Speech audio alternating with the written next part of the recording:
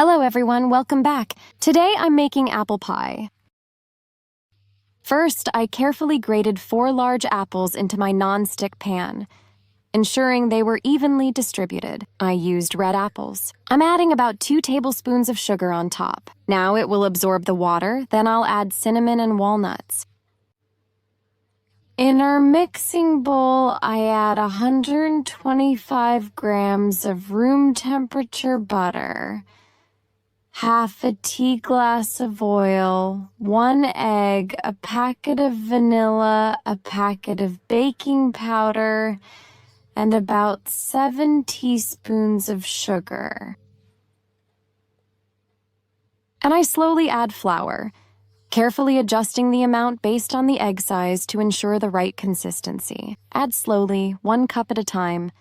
Knead a bit, then add another cup to maintain the texture. Then continue adding slowly as needed, making sure not to rush the process. Knead until it becomes a soft, non-sticky dough that is perfect for baking.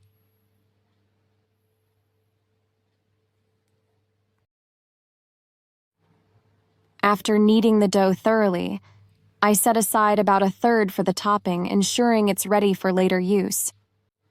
I'll keep this part in the freezer to let it firm up a bit more effectively. Now I'm greasing the baking dish a little. I spread the excess dough gently with my hand. Take your time with this part. The dough spreads on its own. Just try to spread it evenly across the surface.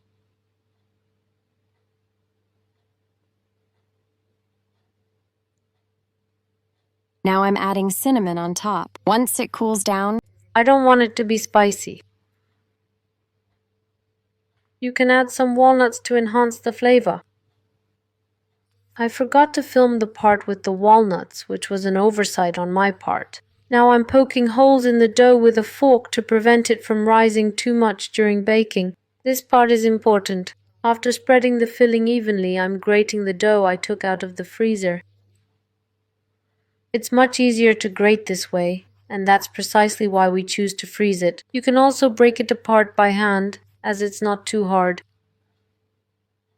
Meanwhile, I've set my oven to 175 degrees top and bottom. I'll bake it until the top is golden. Yes, my tart is freshly baked and ready. Now I'll wait for it to cool down a bit. I'll slice it once it's completely cooled.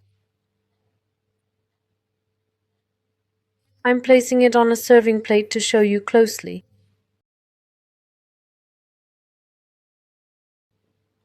I sprinkle a generous amount of powdered sugar on top when serving, because powdered sugar softens the dough, making it tender. I wanted you to keep that important detail in mind. That's my simple recipe for today. I hope it was a helpful video and you liked it. See you in my next recipes. Goodbye.